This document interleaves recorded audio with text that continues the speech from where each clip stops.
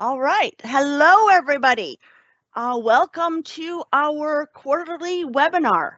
We're right around the 2 o'clock start time, so we are going to go ahead and get started.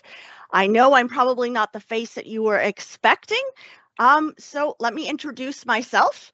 My name is Carrie Ishmael, and I am a senior regulatory expert at ICC. And I have been with ICC for quite a long time, more than 35 years now, and been in our regulatory department for over 15 years. I want to tell you basically that after 37 years of hard work and dedication and unmatched regulatory knowledge, my colleague Barbara Foster has retired for the most part. So she's not, let's say, 100% retired at this point. She is still kind of not quite ready for that. So she's working on her terms now. So when she is, she will teach for us now and then and continues to provide us with her knowledge and consulting, when we need her and when she is available for us. So before we start, I just want to also say thank you to Barbara for all of her years of hard work, dedication, her insightfulness into the regulations. There was nobody that I know that could understand the regulations better than her. So in doing this quarterly as your new host, I have some big shoes to fill. So I'm not going to promise it's going to be the same as Barbara's sessions that she's had, but hopefully we're going to be making something new and different along the way. So let's go ahead and get started. All right, so first, for those of you who may not be familiar, I know we probably have a lot of returning customers on the line right now, but perhaps we have some new ones. ICC is a regulatory-based company. We provide services for specifically transportation of hazardous materials or dangerous goods, as well as hazard communication services, so specifically for safety data sheets and labeling and that type of thing for OSHA or WHMIS. And we've been in business since 1987, so we just celebrated our 38th anniversary this past October. We have 4 locations across Canada, as well as 2 locations in the United States as well. So one of the benefits of being a customer of ICC is our regulatory help desk. So hopefully after today, you'll see, how much knowledge we do have as far as, we know our stuff. And if you would like any assistance with any shipments that you have, questions that you have, rejected shipments that you get, anything like that, we are here to help. So we do have a regulatory help desk, and it is going to be available generally Monday through Friday, 8:30 a.m. to 4:30 p.m. We also have, in all of those warehouses I just mentioned, a full inventory of various products and services. We manufacture all of our own labels and placards, as well as sell a variety of UN specification packaging, labeling for the drums and pails and that type of thing, publications, forms, signage, basically anything that you're going to need to help you with transportation, and a lot for your workplace. So we would love to be your supplier for that product. If there's anything we can do to help in that area, please let us know. All right, so you guys are all on mute. With a crowd that we have, it's very difficult to have the voices and so on going. So you are able to still answer or ask, so I should say, I'm going to answer. You're going to ask questions, and that can be done through our Q&A panel that is on your screen. So at the very top of your screen, you should have an icon that says a Q&A. And my colleague Pam will be fielding those questions. Anything that she can answer right away, she will do so.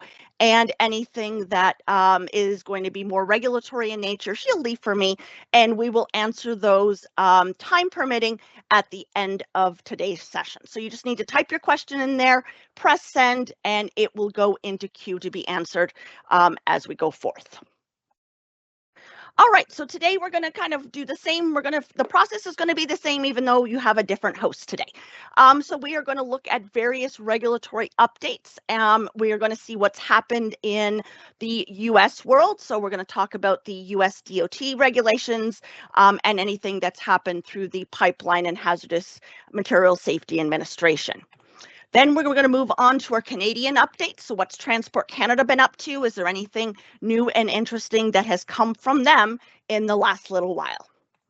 Finally, we're going to go into our international updates. So we're going to, here in this section, we're going to look at our air regulations, our IATA regulations. We'll have a look at IMDG. We have something in here today about Mexico and also something for Europe. So we'll see what's going on in that neck of the woods. And finally, we will wrap up with some OSHA updates as well as Health Canada updates as they relate to various topics for hazard communication and that type of thing. So it's interesting when you go to put together this the presentation and you think, you know what, this is a fairly small span of time, 3 months period. How much information has really happened in that 3 months? And I was very surprised to see there was quite a bit. So so hopefully you'll enjoy the information that's presented and will be very helpful for you. So let's start with our DOT, our United States updates. So first, before we just talk about these, the United States was fairly quiet in the last quarter because, of course, of the shutdown. So there wasn't a whole lot going down on during that time, but we did have a few things that happened. So the first one was the DOT has put out something that's going to be talking about their framework for inspectors and enforcement. So what this is going to be is basically a roadmap for them that is going to provide guidance for all of the inspectors and stakeholders, you guys, on what they're going to be looking for in the near future.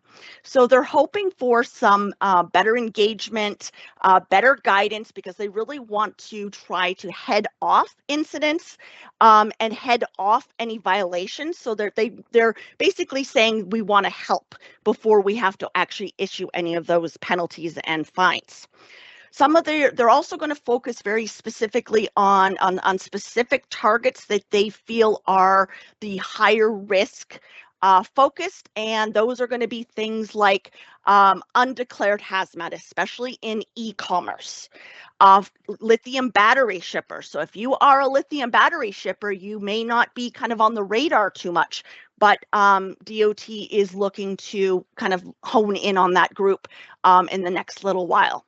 They also want to look at the cylinder companies, so companies that recertify the cylinders and refurbish the cylinders and that type of thing. And that's an area that they are going to focus on to make sure that those folks are going to be safe as well. And so basically what you can expect from this is just some extra scrutiny. What you can do, just be prepared for it. Get all your ducks in a row, make sure that you are doing everything to the best of your ability, reach out for help if you're not sure, perhaps do some pre-auditing at your facilities to try to catch those mistakes before those inspectors come in, and you'll do just fine. At the bottom of the screen, there's also a link to this specific enforcement action notice if you wanted to read that in more detail. The next one that they published was basically what they called their regulatory agenda. So the regulatory agenda is basically something that they publish twice a year, I believe it is. It's a semi-annual thing, and they are going to basically just puts out a path for all of the agencies to decide what are we going to do. And this isn't specific to PHMSA. This is going to be very broad in nature. If you go in and look at the notice in the link, it is going to fall into pipelines and rail and aviation and our maritime. So it's going to be very broad, but there is some aspects in there that are going to be particular to transportation for shippers of packages and that type of thing as well. They're looking for comments on it as well. And best that I could tell, there wasn't a cutoff period like a lot of these notices have. So go on and have a look. There you can put your notices in through a website for more transparency and so on. DOT, whenever I'm at conferences, DOT always says they'd like to hear from you because they don't want to make these rules that are going to be too difficult to follow. They want to make sure that you guys are understanding what you need to do. The next DOT one we're going to look at is a notice that they put out, which is basically going to be asking for stakeholders' input on how can we protect America's supply chain. And this isn't basically what they want to look at is, hazardous materials when it's traveling through the supply chain has an ability to, it could get stolen. Bad guys could get it and, steal it and do kind of bad things with it and so on. And they want to see, what can we do? What kind of trends can we follow? Where are those data gaps? And this is going to be through the whole supply chain. So if you are starting at the shipping all the way through the handling and the logistics, and so on. So if you do have anything to contribute, unfortunately, the comment period for this one has closed. It was the end October 20th of 2025. But, perhaps if you have something that you really want to say, I'm sure that you could email the DOT and they would be happy to acknowledge your question and so on that way as well. All right, moving from the DOT now into we're still in the United States here, and we are going to be talking just quickly about the United States Postal Service. That's USPS. And USPS actually has a document or a rulemaking that they call Publication 52. And that is where they publish their rules on shipping hazardous materials in the mail. So there's not a whole lot you can ship in the mail, but they do allow some less hazardous type things or things that fall under exemptions and that type of thing. So this was actually already updated back in June of 2025. So Barbara probably did tell you a little bit about it back then. What I wanted to tell you now is that it's officially been published online, and they also have a new search tool that you can use to find various bits of information and so on within the publication. So that could be a handy tool for you. There is a link in the presentation here that you'll be able to follow if this is one of your methods of shipping. All right, so that's it for our U.S. portion for transportation. We are going to move into our Canadian portion now, so Transport Canada and our transportation of dangerous goods regulations. So what have they been up to? So Transport Canada is always a little bit slower in their rulemakings and publishings, and we're always kind of waiting for something to happen. So nothing new as far as actual rules. So we're still in a holding pattern as far as official changes to documents. But what they did publish was a document that basically they are trying to be transparent with their stakeholders, so the people shipping in Canada, about what their plans are for the future. So that's what they did publish recently. And a few of the things that we're going to be we should expect in 2026. And they say that we should expect drafts in 2026. So when Transport Canada says a draft is coming out, that is going to be usually it's published in the Canada Gazette and Canada Gazette Part 1 specifically. That is where they do their proposals, and then it will become law only after it is published in Gazette 2. So what we're supposed to see in Gazette 1 in 2026 is they are still focusing on modernization. So they really want to look at those electronic documents. So which makes so that really just makes a lot of sense with the way things are. And they're also looking at a means of containment. So means of containment is a term that Transport Canada uses, or the TDG uses, for packaging. So I'm more, because I'm based in the US, I'm more of a non-bulk packaging or bulk packaging. Transport Canada calls it a means of containment. So they are looking at the life cycle of those means of containment and the design and manufacturing and repair and so on that way. And I know that we did talk about a standard that has been published, but not law yet, because it hasn't made its way into the actual TDG regulation. So we can expect that coming up in the new year.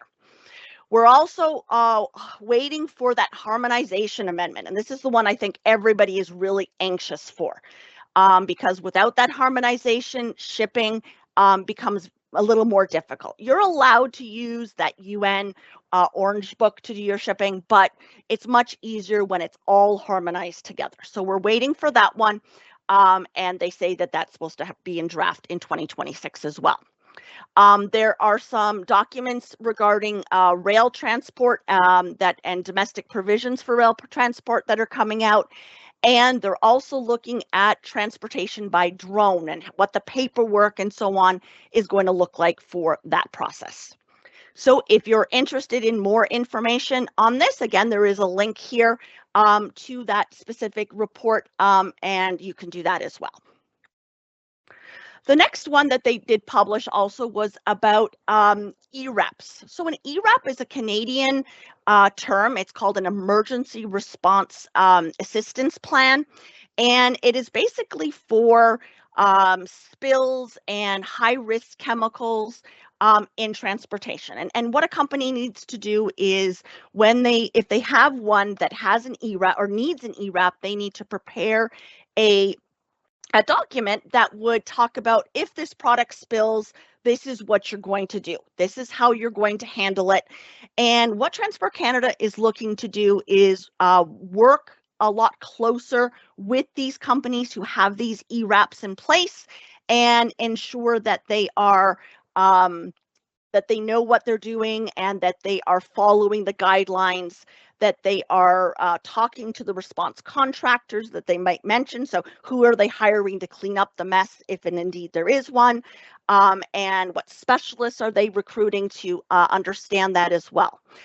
They're also looking at the Indigenous community. So if you have a company that is going to maybe transport through Indigenous lands, how would a spill on their land impact things? And that is going to be also a focus for them with this response readiness that they're trying to do. I believe the last one that I have for you for TDG is basically about the site registration. So you'll remember that this became effective last October, of 2024. So you should, if you are needing to be registered on for site registration, you should be by now. And the site registration, what the change is here is they are looking to merge the registration login, the process for logging in, with the Canutech platform. So Canutech is that Transport Canada sponsored emergency response. I don't want to say company because it's not a company, it's kind of a government organization, but they handle a lot of emergency response related Canada. So they are going to merge these two together. Based on what I saw, it's not active yet, so we'll keep you posted on when that does become available. But it is something that is coming down the pipe. And basically what they want is they want to make it as easy as possible for you guys, the shippers, the stakeholders, to be able to register and comply with these regulations. So they want to improve that accessibility and allow you to get in. The other thing that I found, actually kind of by accident, that I wanted just to bring to your attention, just in case you guys don't know that it's available, is in the frequently asked questions. There is actually a frequently asked question on the CID site. So I'm always going to the Transport Canada frequently asked questions platform because there's some great questions there. This one I didn't know existed until I went in digging around for this. And in this frequently asked question, there's probably 15 related questions, things really simple like how do I register, but also things like what do I do if I have an equivalency certificate? And so some other ones that are a little bit more in depth. So worth looking at and being aware of. So again, the link is there. When you have a free moment, it's something that you may want to check out. Lastly, I just wanted to bring up a pain in our butt that is still lingering, which is the battery mark that we use when we're shipping a low-powered lithium metal or ion battery under Special Provision 34. So as we mentioned, we haven't harmonized yet. That amendment we're expecting hopefully in the new year. So we are still waiting for the harmonization for this. So just a refresher, when you use this label internationally or under the DOT, you only need a UN number now. We are in transition. So the former way of doing it is to have both the UN number and an emergent or a phone number of somebody that is knowledgeable about the shipment. So in Canada, we still need that phone number present.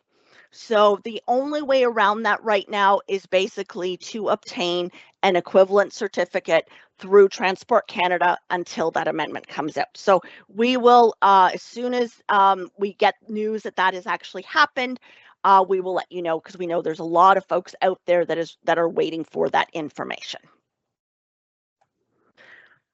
All right, that wraps up our internet or our Transport Canada section. And now we're going to look at what's going on in the international community. So first up is hot off the press is an IATA addendum. So if you are used to shipping by air, you wouldn't be surprised that there's an IATA addendum already. Generally speaking, there's almost always one before the first of the year. When IATA goes to press with their books, it's generally going to be early in the spring, and oftentimes carriers might not get their variations in yet, or so they'll issue an addendum at some point. So this addendum we've just actually emailed it out. If you did purchase books from us, it was in our newsletter. We did send you out the new addendum. It is available now in all languages. There are revisions in multiple sections of the addendum. A lot of them are going to be where they were typographical typographical mistakes that were related to section numbering. So for example, if it was 1.2.3, it should have been 1.2.4. So there's quite a bit of that going in there. There's some clarification for data loggers, and this might be something that is of interest to folks, and it is found in section 1.2.7. And there is an exemption in there for data logger. So a data logger is a device that generally goes into a package of, say, frozen material, where it's critical that that temperature is maintained through the entire supply chain process. So companies will put these data loggers in there to monitor the temperature, to ensure the goods are remain valid, during that they can be used once they get to the end site.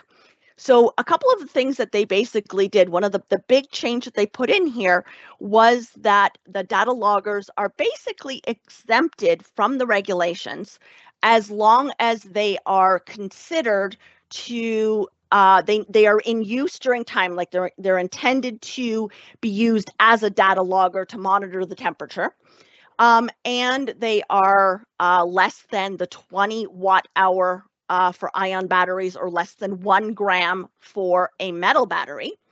And in addition to that, where the change, the little square that is in the addendum, is basically that it needs to be tested in accordance with the UN standards. So the UN standard, this is something that is found in the air regulations as well as OSHA and 49 CFR. It's not in the Transport Canada regulations yet, but probably will end up there at some point. So basically, section 38.3 says that a battery needs to be tested to a various set of criteria, things like vibration and overheating and so on, and then a certificate is issued. And when I do my lithium battery training courses, I always tell shippers, never ship a lithium battery unless you have that certificate for the battery or the device you're shipping, because you need to know that it is a good quality, reputable battery. And so that's going to be super important. So that's really the new thing, that they added that statement right into the exception or the exemption to say that that is now needed. The other thing that they added in is they added some specific entries for these detonators for blasting for the UN number. So it's a relatively small addendum as addendums go. And one thing that was interesting is there were no operator and state variations, which usually you do see in these things. So I would say that if my hunch would tell me that there might be another addendum coming down the road. All right, the next slide that I wanted to show you here is something from a conference that I attended in September, and the gentleman, Ben Firkin, who is the head of IATA Cargo, basically brought this up and kind of said to all of the trainers in the group to say, you know what, we would like you to make sure that you are passing along this message to any shipper that is shipping dangerous goods. So I felt that, you know what, let's add this to this presentation. And the message basically is that the safety of dangerous goods is everybody's job. So it's not just with the shipper themselves. So everybody has a role to play throughout the supply chain. So it starts with those manufacturers. So if you've created the product, you have an obligation to make sure you are classifying it correctly. Because if you don't classify it correctly, the next person down the way, the shipper, is not going to be able to package it, mark it, label it, and document it correctly. Then we have the freight forwarders. They're the ones that are going to be accepting the freight. They need to make sure that the shipper has done the correct job of making sure that the package is good, making sure that the paperwork is correct, and nothing looks suspicious or whatnot. They need to look for undeclared dangerous goods to make sure that those don't sneak into the supply chain. Operators have to make sure they're training their folks to do the acceptance. And again, make sure that they're accepting packages that are done correctly, that are safe, and that they are handling the material correctly as well. And then the regulators, well, they're there to make sure everybody's doing their job correctly. So as I like to say, basically, we want to get up in the morning, we want to get ready to work, we want to go to work and do the best job that we can do. And we want to go home at night to our families and enjoy. So we want that relating to all dangerous goods or hazardous materials in our supply chain. We want to make sure that from the minute that it is being handled, all the way through the process that it's received, it is done safely. So that is the message that IATA wanted us to provide. The next one is just a few reminders. I know Barbara did present this in the Q3 session, but we're getting close to when IATA's next edition will be mandatory, which is the first of the year. So a few things. Sometimes people forget about the state and operator variations. And I know last year Chile had put a state variation in that a Spanish SDS was mandatory. And a couple people, we got phone calls from folks that didn't send Spanish SDSs with their shipment, and they got hung up. So if you are shipping to the countries, go into your IATA regulations, have a look and see if there's anything new or different to the countries you ship to on a regular basis. Because you don't want to have that frustrated package or a package stuck in customs. And it's a simple process that you only have to do, if you're shipping to the same places all the time and the same product all the time, just do it when you get your new book. Have a look, make sure nothing's changed, and then you're probably good for a little while. In particular, I just wanted to mention, if you're doing anything with Thailand, go in and have a look. They have a number of, Thailand is new as a country or a state that is in the regulations this year, and France has added some new variations as well. So go in and have a look at those. There are some operator variations, nothing in particular that I could find, but a lot of them basically have been formatted for consistency. So a lot of times what happens is operators will submit variations, and they mean the same thing, but they're all worded differently. So it makes it confusing for the shipper to figure out what they're saying. So that is something that IATA is trying to focus on as well, is to have a little bit more consistency with those wordings and so on, which should make our lives a lot easier. Another reminder that I wanted to mention here is the state of charge for items that are packed with or contained in equipment. So this is for lithium batteries. And this year we had a should requirement, means that they want you to do this. So what we found was when IATA or the airlines put in the 30% state of charge for batteries by themselves, they found that the incident rate went down. So with that said, they said, well, wouldn't it make sense that we put a 30% state of charge in for the equipment as well? Because maybe we will trend in the same direction. So when the regulations came into effect this year in 2025, they introduced this for the first time, and they had it as a should requirement. Should means they want you to, but you don't have to. So what's changing now at the first of the year, January 1st, is equipment that is packed with equipment. So something where I always use the drill as an example. So you have a drill that is in the case and you have the battery beside it. So they're not attached. That's packed with equipment.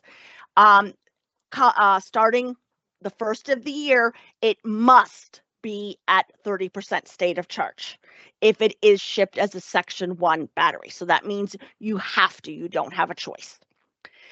Section 2 batteries that are exceeding 2.7 watt hours, they must, again, mandatory, be offered at a 30% state of charge. Section 2 batteries, so these are those lower, Section 2 is the lower powered batteries, the ones that are accepted, that have less requirements you have to follow. If it is less than or not exceeding 2.7 watt hours, it should be offered at 30% state of charge. But keep in mind, this is for safety purposes. So whenever you can do that, try to follow it as a must requirement. Now, contained in, there's no change for the first of the year. Right now, for the foreseeable future, when a battery is contained in equipment, so a cell phone or a laptop computer, they should be. So they want you to have it at 30% or less, but it doesn't have to be 30% or less. All right, so moving on from IATA, we are looking at FAA, and we're still on the topic of lithium batteries. There's never a shortage of lithium battery news in the industry. So, you just have to turn on the TV or go to your YouTube and you're going to find information in there. So basically what the FAA is saying is that they have found that there's been more than 50 in-flight battery incidents so far this year. And I just read an article from UL that basically said that in their research, 50% of your average people, so people on this call, not us, we are in the business. We know lithium batteries. I'm talking about your significant others, your children, their friends, your mother-in-laws, and so on. Okay, so people that are just general folks. 50% of them do not understand the dangers of lithium batteries. So what we, the people who know what we're doing, we need to be those lithium battery ambassadors, and we need to try to spread the word a little bit about some of the hazards involved, and perhaps if you're traveling, you can talk to, what do you got in your suitcase, or what do you have here, and so on that way. So what they found, FAA's safety alert, back to my safety alert off my tangent, was that they had more than 50 in-flight incidents this year. And of course, it's the common stuff that you and I carry when we travel. So phones, laptops, and power banks is a big one. Power banks are banned on some, not allowed on planes in certain airlines and so on, or need to be kept right on your person when you're traveling now. A lot of the incidents were basically with what they called hidden, so they were in the overhead bins. So it was harder to monitor if there was a fire until the smoke started coming out of the bins.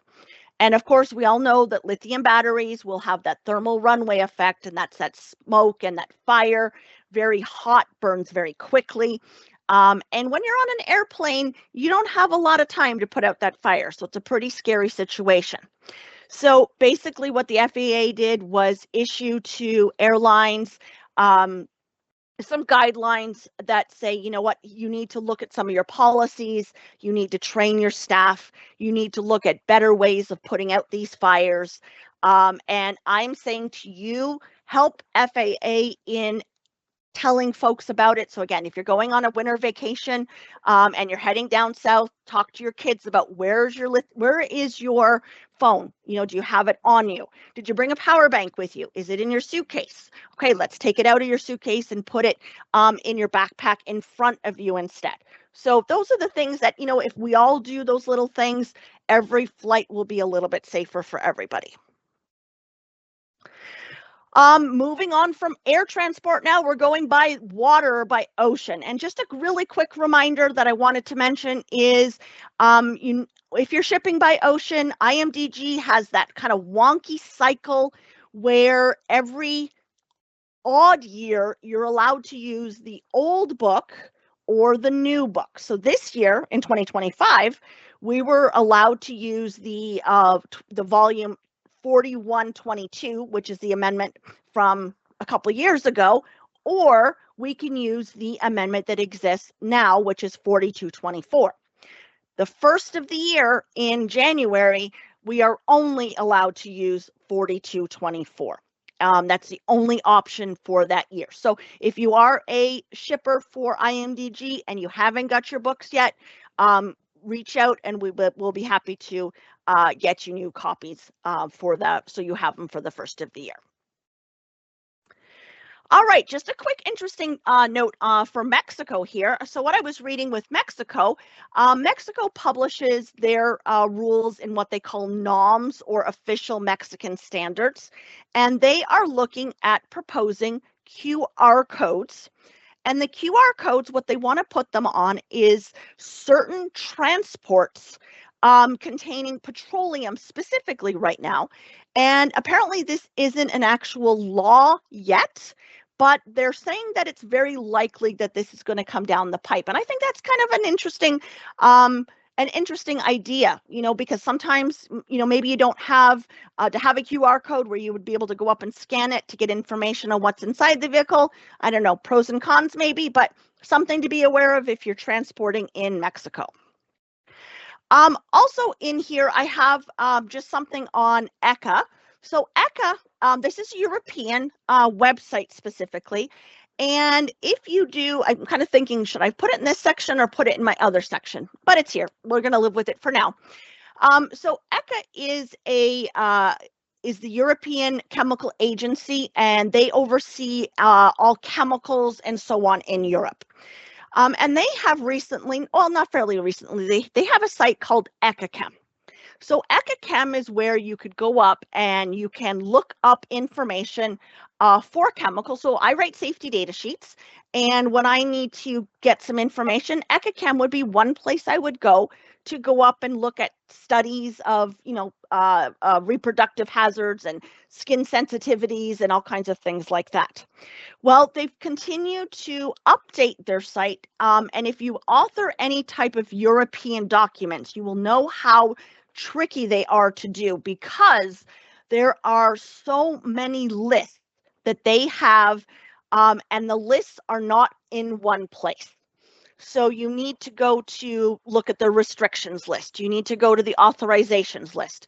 You have to look at their substances, their SVHC, substances of very hazardous concern. You got to look on that list, and so on. So what ECHA is doing is they are now adding that information to their ECHA. So if you look up a chemical and it happens to be on an SVHC chemical, you'll be able to know it right on this one place.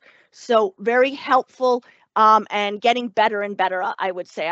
I've been enjoying it. The worst of it is If you do go up from time to time, I went up this morning, it was down. So it's often down for maintenance, and that's just the way of it. All right, moving on to our last section that we're going to talk about, and this is going to be our OSHA and WHMIS updates, and this is going to be for our hazard communication. So we're going to start with basically kind of the parent, I guess I'm going to call it, of OSHA and WHMIS hazard communication, and that is the GHS Purple Book. So that's our globally harmonized regulations. And so our US and Canada have moved into version 7 of the regulations with a little bit of version 8 that's gone into them. But GHS continues to move ahead, and they released the version 11 in September of this year. And there is typically going to be hazard communication updates and labeling updates and so on. So one of the two things that they've actually added into the regulations, one is a new classification for global warming. So that's going to be interesting. I know really from what I was reading, it's something to do with if the chemical is listed on the Montreal Protocol, then it will be classified as the global warming classification. So I need to learn more still about that. So you'll be hearing about that in the future as well. They've also added a classification for simple asphyxiants, which is interesting. So US and Canada right now in their regulations, they have a space for simple asphyxiants, and our products, a lot of gases and so on, are classified that way already. But it was an extra classification that based on the building blocks that Canada and the US just added themselves. So now it's official in the GHS Purple Book, and we'll see that coming from other countries now as well. There's been expanded criteria for some aerosols and pressurized chemicals, and they have added some non-animal, which everybody can be grateful for, skin sensitization methods. And it wouldn't be an update if there were not revised precautionary statements. So they like to just change the statements just a little bit, just enough that we all have to update our SDSs and our labels. So nothing to be really worried about right now, because for us in North America, we're just kind of phasing into version 7 right now, but you can look ahead to see what's coming. All right, what's new in Canada? So we're going to start with Canada, and we're going to look at WHMIS, so our Workplace Hazardous Materials Identification System. Big news is our deadline for updating our safety data sheets is fast approaching. So we are, 10 days or so away from the official deadline. So if you have not started updating your SDSs and your labels, you better get busy. And as I mentioned too, it is everything's updated to version 7 of the regulations, and based on the updates in section 9 of the safety data sheet, basically every SDS that exists needs to be updated in some way. Even if it's a not regulated product, there is new headings and so on in that section. But what did we have come out? An announcement from Health Canada. So we were kind of waiting to see originally when this was planned. Health Canada and OSHA worked together to try to harmonize these regulations as close as possible, because we want to make, people want to be able to do a US-Canada document or a US-Canada label, and to have it as closely related as possible is going to be best for everybody. But for whatever reason, WHMIS published their rules back in 2022. OSHA didn't come around till 2024. So there was a big disconnect there. And so now what Health Canada has basically said is, okay, we're not changing our actual compliance date. That the date of the 15th of December is when you're supposed to be ready. But what we will do is we will look at enforcement a little differently, and they are going to basically they are going to, until July 19th of 2027, they are going to focus on basically promotion of compliance. So helping customers make sure they are getting compliant and helping them, with that in any way they can. So you probably won't get fines based on not having a document finished or at this point. But come July 19th of 2027, and that's the final deadline that OSHA has put in place for mixtures, then then they're going to say, you know what, you should be ready by now. And when they're out and doing enforcement, they will then there could be probable violations and so on going in at that point. All right, another thing that happened in the last week or two was WHMIS, the stakeholders, they had a meeting with the stakeholders, and there was an inspector that presented a lot of great information on their inspection process and kind of what to expect during inspections and so on. And my colleague Kirsten wrote a great blog that is posted on our website now if you want to go and check out some of the details of that end of things. I'm not going to talk about too much. What I did want to bring up today, though, was what they highlighted was some of the key areas that they noticed when they were doing inspections. So what I want your takeaway to be is, if you do have compliant documents for Canada, go back to those documents and have a look. Do any of these items apply to you? Because if they do, and Health Canada does come knocking at your door, there is a very high likelihood you are going to be fined for that. And so the very first one is the emergency response phone number. And this is one that customers don't like, my customers don't like, or our customers don't like. And that's because what this is about is CanUtech. CanUtech is a free 24-hour phone number that you can subscribe to, provide all of your safety data sheets to, and use it on your shipping paperwork. CanUtech does not want to be listed under any circumstance on your SDS. So the emergency response field on the safety data sheet, a lot of companies put CanUtech there, and they are getting dinged for that. So that's the number one fine that these inspectors are seeing. So if you are using CanUtech for transportation, great. Use it all you want on that transport document. But if you are referencing it on your safety data sheet, you need to change that. The emergency telephone number on a safety data sheet does not have to be a 24-hour phone number. What you do have to do if you are using, say, your regular business number is indicate that it's business hours or available 8 a.m. to 5 p.m. Monday through Friday, something along those lines to indicate what the restrictions are from the 24 hours. And that would be acceptable to Health Canada. Okay, so that's their number one that they look at. And we get, like I said, we get a lot of pushback when we tell customers, sorry, we can't use that on your document. Precautionary statements, one of the big ones there is either incorrect precautionary statements used or the slashes. So when I say slashes, think about things like avoid breathing dust, fume, gas, mist, vapors, spray, I think is the order in which it goes. So what the person writing the safety data sheet is supposed to do is choose which one of those apply. So if you don't have a gas should be removed. If you have a liquid, you're not supposed to have dust or gas in that phrase. And further to that, they don't want to see those slashes. So a phrase that for liquids could look like avoid breathing mist, vapors, or spray. That would be a compliant phrase. Okay, so that's one of the big ones for that. Units of concentration in number 3, in section 3, I should say, not being able to say what, that it's percentage by volume or whatnot.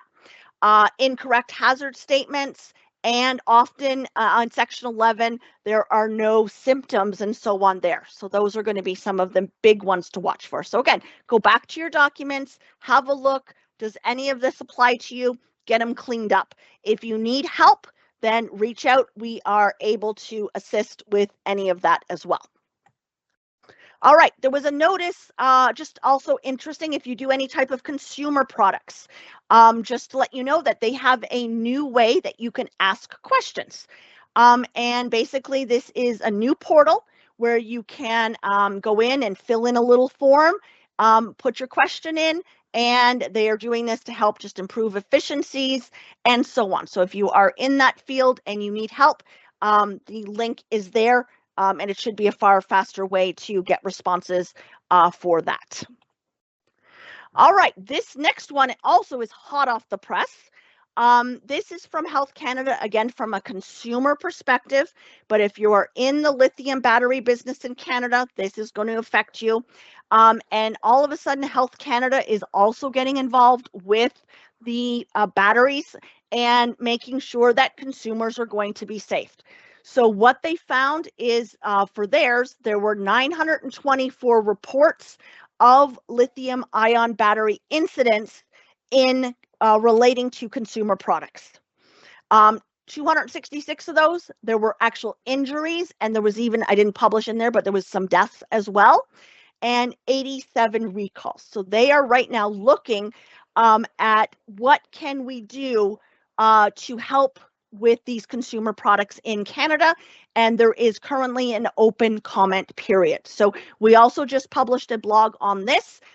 So go ahead and look in the link on here if this is your business and you want to comment on that. I'm sure Health Canada would like to have your input.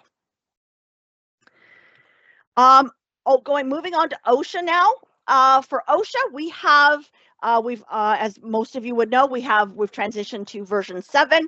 We are in the middle of our transition right now, so there's no our labels and safety data sheets for substances. They are supposed to be done by the middle of January or so, and then we have July 20th of 2026. Is when communication and labeling. So in the US, they basically publish in the actual hazard communication 1910 that it's not only about the labels and safety data sheets, it's about the workplace labeling and the communication and the training as well. So remember, as you're updating these SDSs, especially if there's classification changes and so on, you need to train those employees to make sure that they're understanding what's going on with that as well. And things like aerosols, if aerosols were something in your facility, there's classification changes in pictograms that are going on there, and you're going to even need to change up workplace labeling and so on potentially. Mixtures, we have another year and a half or so to update all of our SDSs there. So again, not a rush, but don't procrastinate. You know, we especially if you're going to have a company like us do the work, you know, companies who like to procrastinate, it's just going to be, we're going to be pretty busy during that time. So the sooner you can get your documents updated, and as I mentioned, every single document that exists, whether it's hazardous or not, needs to be updated because of Section 9. And then depending on your classification of your products, there are phrase changes and classification changes and so on that way as well. All right, so as one thing you can count on every year is OSHA publishing their top 10 violations for the year, and this year was no different. And the same culprits are up there every single year, and our top 2, usually sometimes they're up or down, but basically fall protection continues to be our #1 violation with OSHA. Hazard communication is another one. So over 2,500 violations with hazard communication. So hazard communication, that's so preventable, you know, and again, we can help, you know, safety data sheets, labeling, workplace labeling, training and communication for the employees. That's all part of the package. So you can avoid a lot of these fines if you put that as a priority for your company. OSHA has also a new fact sheet out on lithium batteries. So OSHA decided to get on the bandwagon as well. And it is basically just saying, you know, about the types of hazards that lithium batteries possess and how to train the employees, plan for fires and that type of thing. So the link for the the publication is down there if you'd like to take a look at it. We also have a blog on that we posted on our site. All right, that brings us to the end of our quarterly. I want to remind you guys again that we are here to assist. We have our help center on our website. Our help center is filled with lots of great information, including all of the articles that myself and all of my colleagues write every month. It has frequently asked questions on various topics. You can put a term like lithium batteries or limited quantities into the search tool, hit search help center, and up will come any article and so on that has been related in there. Also, you'll find in here previous webinars that we have done and so on. You can't find what you need, please reach out to us. Myself and my colleagues are happy to help. We are, it's what we do. We like to make sure that customers are compliant. We like to help them get there. So whatever we can do to help, please let us know. Also find us on LinkedIn, and our YouTube channel is up here as well. I am also on LinkedIn. I would love to be your friend on LinkedIn if you would like to reach out. And it's now time for questions. So it looks like, let me just see here, we have a bunch of questions. So, all right, so Pam has already answered a few of them about the presentation. All right, so there's a question about what do you think is the most important thing, change, regulation coming up this new year, and what should you be looking for? Wow, that's a tough question, and I think that's really going to depend on your industry. But I think one thing that all industries will have in common, I should say, is the safety data sheets, and making sure that you have your safety data sheet in place, because it is the foundation for everything. You cannot ship a product until you have a solid safety data sheet in place. You need to train your workers on the safety on the products that you have. So I think those are key. Watch for some key changes for lithium batteries if that's your area as well. They are forever changing, and there's some big changes coming down the pipe that we'll talk about when they become available. All right, let's see if there's.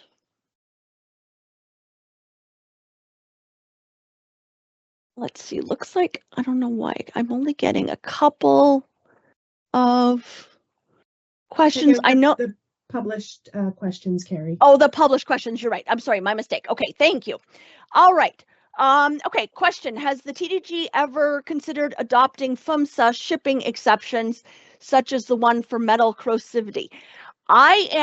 That is a fantastic idea, and it would be really nice if we could get those two together to develop, some of those types of things together. But unfortunately, to my knowledge, I'm not aware. I do know, however, again, based on conferences, DOT loves to hear from stakeholders. They want to know that what they're doing is making a difference. So my suggestion to you is to submit that question or comment to them and or to TDG, because I'm sure they're going to be the same, and say, hey, is it possible that maybe you look at something like this? In the meantime, I'll keep that in mind, and if I attend a conference where Transport Canada is present, I will be sure to mention it to them as well. Okay, I have another question here that says, any thoughts on how or if WHMIS or OSHA are aligning all possible downstream uses on the SDS? For that one, I have not heard of anything in particular relating to that, but I will certainly dig into that question a little bit more. And that does sound like a very interesting potential blog topic that I will, once I find if there's anything that is curious to write about, then I will certainly look at that as well.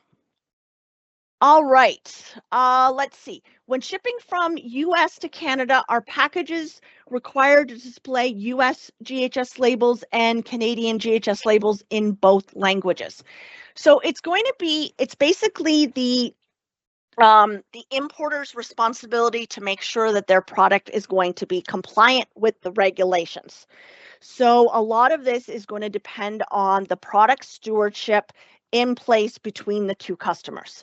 So if you were to ship a, say, Canadian product in, a lot of times you can get away with a one label under GHS, under WHMIS and OSHA. You can get away with one label that is in English and French and meet the classification criteria for both.